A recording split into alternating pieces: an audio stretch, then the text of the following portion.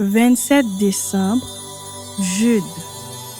Jude, serviteur de Jésus-Christ et frère de Jacques, à ceux qui ont été appelés, qui sont aimés en Dieu le Père et gardés pour Jésus-Christ. Que la miséricorde, la paix et la charité vous soient multipliées. Bien-aimés, comme je désirais vivement vous écrire au sujet de notre salut commun, je me suis senti obligée de le faire afin de vous exhorter à combattre pour la foi qui a été transmise aux saints une fois pour toutes.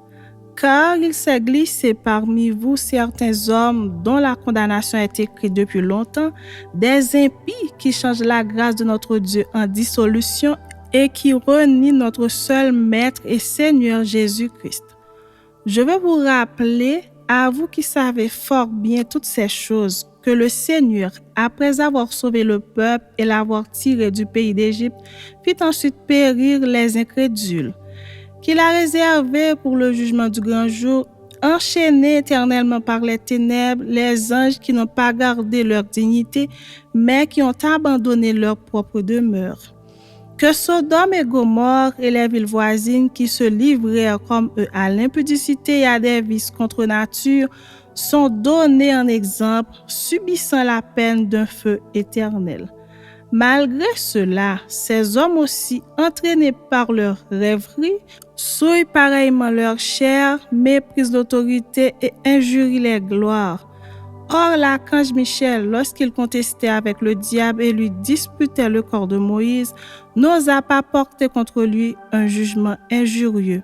Mais il dit que le Seigneur te réprime. Eux, au contraire, ils parlent d'une manière injurieuse de ce qu'ils ignorent et ils se corrompent dans ce qu'ils savent naturellement comme les brutes. Malheur à eux, car ils ont suivi la voie de Caïn, ils se sont jetés pour un salaire dans l'égarement de Balaam, ils se sont perdus par la révolte de Corée. Ce sont des écueils dans vos agapes, faisant impudemment bonne chère, se repaissant eux-mêmes. Ce sont des nuées sans eau poussées par les vents. Des arbres d'automne s'enfuient, 2 fois morts, déracinés. Des vagues furieuses de la mer rejetant l'écume de leur impureté, des astres errants auxquels l'obscurité des ténèbres est réservée pour l'éternité. C'est aussi pour eux qu'Enoch, le 7e depuis Adam, a prophétisé en ces termes. Voici, le Seigneur est venu avec ses saintes myriades pour exercer un jugement contre tous et pour faire rendre compte à tous les impies parmi eux de tous les actes d'impiété qu'ils ont commis et de toutes les paroles injurieuses qu'ont proférées contre lui des pécheurs impies. Ce sont des gens qui murmurent, qui se plaignent de leur sort, qui marchent selon leur convoitise, qui ont à la bouche des paroles hautaines, qui admirent les personnes par motif d'intérêt. Mais vous, bien-aimés, souvenez-vous des choses annoncées d'avance par les apôtres de notre Seigneur Jésus-Christ.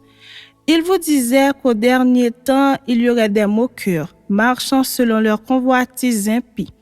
Ce sont ceux qui provoquent des divisions, hommes sensuels, n'ayant pas l'esprit.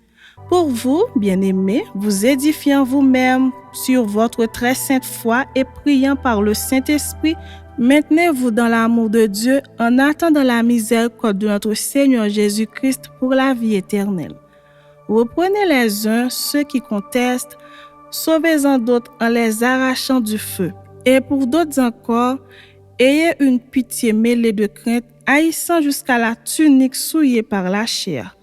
Or, à celui qui peut vous préserver de toute chute et vous faire paraître devant sa gloire irrépréhensible et dans l'allégresse, à Dieu seul, notre Sauveur, par Jésus-Christ, notre Seigneur, soit gloire, majesté, force et puissance, dès avant tous les temps et maintenant et dans tous les siècles. Amen.